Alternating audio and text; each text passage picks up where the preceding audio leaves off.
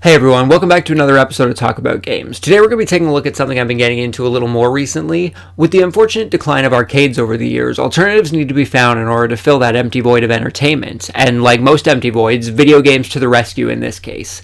I wanted to take the time to take a look at a few games that I've discovered over the years and kind of go over the different features and attractions that they have to offer. So without further ado, let's get on to the first game. The coin game is a game I really wanted to enjoy, but even on the game's lowest settings, my laptop just isn't beefy enough to be able to handle it. Laptop specs, coin game minimum specs. Laptop, minimum. Laptop, minimum. So you see my dilemma here. So that's why you're seeing camera footage of a PC, because there was no way I was going to be able to record the game right from my computer without it throwing a fit. This is the reason I decided to put this one first, honestly. It's going to be a little jarring and choppy, but we're just going to have to power through it.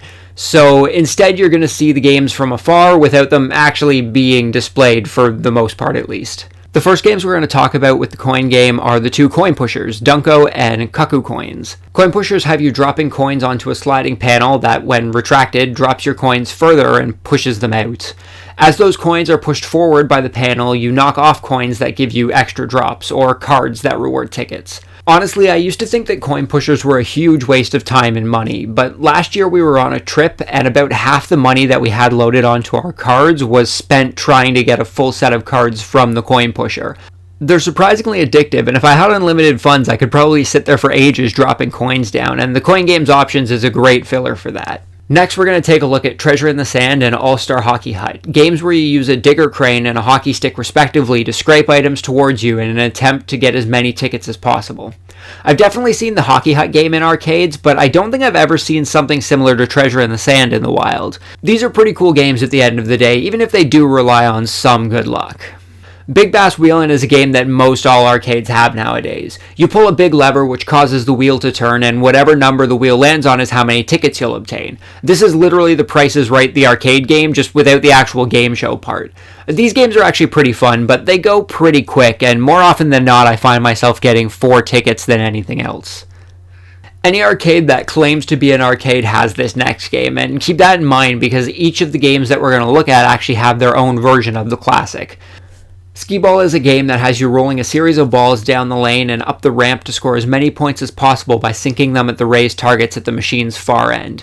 Skee-Ball is a great game. I love Skee-Ball. I could play it for ages if I had the option. These next two games mechanically are the same, but they do have different objectives. Mega Drop and Speed Drop both have you hitting a button to send balls hurling down a long tube. Speed Drop is the more challenging of the two, and it does have an actual goal. Get as many of the 50 balls into the rotating tubs below as you can within the time limit. The more balls that you score, the more tickets you earn. Mega Drop, on the other hand, has you dropping a ball and then waiting? Yeah, this one's just kind of random as to where it'll go most times. I'm sure people can time it to always get the jackpot or the higher ticket payouts, but it's not something I've ever really been good at myself. The next game we're going to take a look at is Dizzy Bird, and I'm sure this one goes by other names in real arcades, but it is one that I actually see quite often in different forms. The objective of this game is to pull a pressure-sensitive lever to launch a ball up an ascending spiral as high as possible without actually reaching the top. Going too short will result in a lower ticket output, but going too far is also seen as a failure for overshooting your target. These ones are pretty fun, and I'm pretty sure you can find some sort of rhythm to these machines after a certain amount of times. Claw games are universally known, even outside of arcades. They're well known for being incredibly deceptive as far as being able to win goes. The claws usually don't have enough grip to hold the decent prizes as it violently makes its way back to the prize drop area, but honestly I kinda love crane games. They're pretty great, even if really they just have dollar store prizes in the end. Prize Master is a lock and key type of game. If you thought that claw games were deceptive, then you're in for a surprise with this one. The object of these types of games is to position the key so that it slides into the open space of the lock, pushing the corresponding prize down for you. And this is easy enough, you may think. Those spaces look pretty big, but there's actually a very specific notch located in the center of the lock space that you need to slide the key through. If it was a real arcade, I typically wouldn't waste my time with these types of machines, as I just kind of find that they're a waste of money in the end. The final game we're going to take a look at for the coin game is Stacker Up. This is a precision game where you press the button to stack blocks in a tower. Starting with 3 blocks, you're given the chance to make a few mistakes. If you're one space to the left or the right of the tower, you'll have 2 blocks left as you ascend the tower, then 1 if you miss again by 1 space. These games typically have a minor prize that gives you the option to take your tickets or go for the major prize, where you can continue to build the tower with a single block, really testing your button pressing precision. These games are pretty fun, and I actually really enjoy them. It actually came to my attention after I had written the script that there was an update for the coin game not that long ago that actually added an entire other arcade to the section with new games to play. Unfortunately, I can't capture footage of it because my computer might explode if I try to, but the coin game's a really cool game that I watched a lot of gameplay for, and I think I'd really be able to get into it if I could run it a little better. Now that we're done talking about the coin game, it's time to talk about Pierhead Arcade, which was a VR game released for the PlayStation 4. Now, as a bonus, because you had to suffer through all that choppy footage for the coin game, I'm actually going to have live footage of me playing the game at the bottom corner of the screen, so you can see how stupid I look playing VR. Without further ado, let's take a look at the games that it has to offer. The first thing we're going to take a look at with Pierhead Arcade is the claw machines. Jungle Jumble and Toy Grab are the two claw machines on offer for us to win some fabulous virtual prizes. Like I'd mentioned before, I actually really like claw machines, and these ones are pretty fun even if they do leave something to be desired compared to real life claw machines. My favorite game on offer at Pierhead is probably Arctic Shuffle. Is this a real game somewhere? I really hope so, because it's kinda awesome. It's basically shuffleboard where you slide your penguins down the board to try and score as high as possible without overshooting and causing your penguins to fall off the edge of the play area. This one's really cool. I really like this one. Then we have what's probably my least favorite game on this simulation, which is bowling. And this one's really disappointing because I actually really like bowling. I even have my own bowling ball from when I played League as a kid. But as far as Pierhead goes, the physics of bowling just aren't there. It's like the ball just blasts straight through the pins instead of pushing them to the sides like it should. This one's really disappointing, unfortunately. The next game we're going to be taking a look at is Comet Drop. Similar to the coin game's Mega Drop, you're tasked with timing your button press to drop the ball down the tube and get as high a score as possible. Still just as random as Mega Drop, but I did manage to find a bit of a rhythm with this one. Honey Rush is the next game on offer. This is one that I feel like I've seen in real arcades before. This is a test of skill where you control two joysticks, one controlling the left side of the central rod and one controlling the right side of the central rod, to move a silver ball up into the indicated honeycomb while avoiding the blank honeycombs. The faster you accomplish the goal, the more points you'll receive. Honey Rush is an okay game. I didn't really like it all that much when I first played it, but it kinda grew on me the more I played it. It's alright. Next we're going to take a look at the shooting galleries that the game has to offer. Zombie Shootout and the Gallery. Zombie Shootout is more of an arcadey take on shooting galleries, such as Big Buck Hunter, where you try to down as many zombies that come your way before the time limit runs out. The Gallery is a bit more traditional, where you shoot ducks, fish, and rabbits to earn as many points as you can before the timer runs out. Both of these are pretty good for what they are, though I kinda prefer the traditional Gallery over Zombie Shootout. Both of them are fun, though.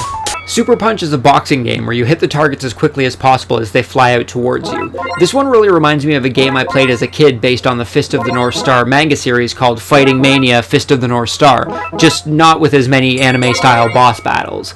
I actually really like this one, though like most boxing games in VR, the weight of punching into the air just feels off. It's still a good time though. Rapid Fire tasks you with throwing balls through targets to get as many points as you can before the timer runs out. This reminds me of those old games where you throw the footballs past the spinning tire or throw balls into an opening and closing mouth, just a little simpler. This one's fun, but I'm pretty inaccurate most times. Binary Dash is an endurance test that has you pushing as many white buttons in succession as you can without hitting any of the red buttons. You don't really have to push the buttons, as you can just slide the move controller over them in order to activate it, but this one's still pretty fun. I enjoy it when I play. Dino Whack is just whack-a-mole, but with dinosaurs instead. Hit the dinosaurs while avoiding the cavemen to get as many points as you can. The only complaint I really have with this one, similar to the boxing game, is that there just isn't really any weight to hitting stuff, which can be off-putting. Otherwise, whack-a-mole is whack-a-mole. This one's pretty fun. Rocket Ball is this game's skee ball. Although instead of regular wood balls, you have these odd floaty plastic balls instead, almost kind of like ping pong balls. It's not too bad, but it can certainly get frustrating at times. It's still skee ball though, and it's a good time. Cannonball Bounce is a tic-tac-toe beer pong kinda hybrid game. A lot of arcades nowadays have those beer pong machines where you bounce the ping pong off a platform and try to get as many cups as possible. This is essentially the same thing, but you're trying to get 3 in a row instead. I actually really like this game, even if I feel like the game's physics don't really work that well for it. Bouncing the balls off the platform can be tricky when it comes down to getting the balls to go where you want them to, but I still enjoy this one quite a bit. Scarab Toss has you throwing golden balls into a tomb to score as many points as possible. It's pretty chaotic, and because there's no ball limit, you can just blindly toss 2 balls at the same time and hope for the best in most cases. Getting your orbs into the jar on the far side of the machine will award bonus points, however. I like this one. I find myself coming back to it more often than the other games. Similar to Skee-Ball, you can't really call yourself an arcade if you don't have some sort of basketball machine. Super Shot has you attempting to sink as many baskets as you can before the time limit runs out. I really enjoy playing these in real arcades, even though I'm pretty terrible at basketball, and no surprise, it's pretty fun here too. Though the basketballs are freakishly large compared to the net, which can sometimes feel a little off. In the end though, I really enjoy this one. It's a fun time. That's everything that Pierhead Arcade has to offer. I actually really enjoy this one overall, even if the physics could be a little better for the games on offer. With that though, we're going to move on to the final game that we're going to be talking about. This is another VR game from a series that actually got its start back on the Nintendo Wii. Carnival Games was the first Midway/arcade game I played back on the Wii, and I really enjoyed that one, so it's no surprise I would pick up Carnival Games VR when I got the chance to. This game's split into 4 different zones with varying attractions to partake in, so let's take a closer look. The first attraction we're going to take a look at is Cowpoke Coral's Golden Arm. Golden Arm is a classic Midway attraction that tasks you with throwing baseballs at a stack of jugs to knock over as many as possible. This is definitely the game I've spent the most time with in Carnival Games. In real Midways, usually one of the jugs is weighted to make them harder to knock down, but in Carnival Games it's as easy as aiming correctly and watching the jugs fly off the pedestal. Unlike Pierhead Arcade, Carnival Games goes for a more frantic arcade-style shooting gallery, with things flying everywhere as you try to score as many points as possible before the time limit runs out. I'm honestly not a huge fan of this shooting gallery. I just find there's too much going on at once for me to really get a strategy down that isn't just shooting everywhere blindly. Next up we have Alley Ball, which is Carnival Games' version of Skee-Ball. It's a pretty classic version of Skee-Ball, however, when you score in one of the rings, it deactivates that amount of points until you throw your next ball, which is a little annoying. Otherwise, it's a pretty good version of Skee-Ball. I enjoy it quite a bit. Heading to Gizmo Grove, we've got another shooting gallery of sorts with the Haunted House. This one's more similar to games such as Until Dawn Rush of Blood, where you're on a roller coaster track and shoot targets as they pass by you. The Shark Tank is a Carnival classic dunk tank. I haven't actually seen too many of these at actual Midways I've been to, but I'm fairly certain that even our high school carnival had dunk tanks in the past. It's certainly an attraction synonymous with Midway goers as they test their aim by throwing a baseball at a target in order to dunk the poor soul who's sitting above the tank. This one's pretty fun, but I wouldn't be able to sit there for hours playing this like some of the other games. The final game in Gizmo Grove is Funnel Cake Stacker. If this is a real Midway attraction somewhere, I want to know where, and I want to go there, please. This is certainly the least realistic game of the bunch, but it's actually a lot of fun. You need to balance funnel cakes being hurled towards you on 2 plates that you're holding. The more funnel cakes that you have stacked, the higher your score multiplier will be for each subsequent funnel cake added to the pile. Wizard's Walkway has a couple of my favorite attractions in the game, starting with Ring Toss. Ring Toss is another one of those games you'll see at a lot of Midways and carnivals. Typically you would need to toss a small ring around the neck of a milk jug, but in this version you have large and small rings to throw onto pegs. The closer the peg is to the center of the area, the more points you'll earn. As you score points, the outer layers of the board will lower, forcing you to aim your ring closer to the middle of the board. Ring Toss is a lot of fun, and I tend to play this one quite a bit when I boot up Carnival Games VR. Next we have Pop Darts, another very common Midway game where you throw darts at balloons to try and pop as many as possible. I'm pretty bad at this one honestly, and I'm going to chalk that up to the lack of space I have to use my VR in. I don't think the camera's situated great to really have the accuracy I need. If I had a little more room, I'm sure I could fine-tune my aim a little better for this game. This one's okay regardless, but I feel like it could be a little better. Throughout this video I've referenced a handful of games as endurance tests, however none of them compare to the real endurance test that is the climbing wall. This is basically an arcade version of rock climbing, which is actually seen at Midways quite often nowadays. I really like this game, and honestly I find it could be expanded upon and made into its own standalone game. My only real issue with this one is that it doesn't really feel like I'm hanging on to the ropes and stuff.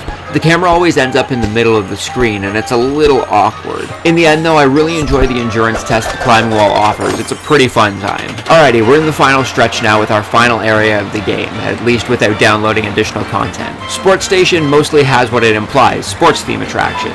The first one we're going to take a look at is Down the Stretch. This one definitely feels like a Midway classic, though I'm more familiar with the version that has you using the water gun to shoot the target to progress the horse to the finish line. Here, however, you use 2 balls to aim at targets that progress your horse certain increments. Green the least and red the most.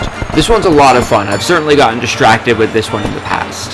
Fast Pitch is purely an arcade style game. Maybe there are pitching machines at Midways, but certainly not ones that pitch bowling balls, boomerangs, and frisbees. This one's pretty fun, honestly. Once you get the pattern down for each of the different pitch types, you can score pretty high on this game if you have the patience and the reflexes. The final game we're going to talk about is Swish, Carnival Games' basketball game. Just like Pierhead's basketball game, this one's pretty fun, though because of how high the basket is, I feel like I end up outside of the camera range of view sometimes. Again, this just has to do with the space I had to play in, which is kind of unfortunate, and because of that, I think that I prefer Pierhead's basketball game over this one. That's everything we have to look at as far as arcade and Midway simulators go. I know taking a look at every game and attraction from these 3 games is a bit more of a slow-paced way of going about it, but I feel like it gives a better representation of what these games have to offer. Personally, if my laptop ran a little better, Coin Game probably would have been my preferred choice for an arcade-going experience, and it will run a little better if you have a better computer. But out of Carnival Games and Pierhead Arcade, I'm more likely to go back to Pierhead over Carnival Games because I feel like it's just a much more rounded experience.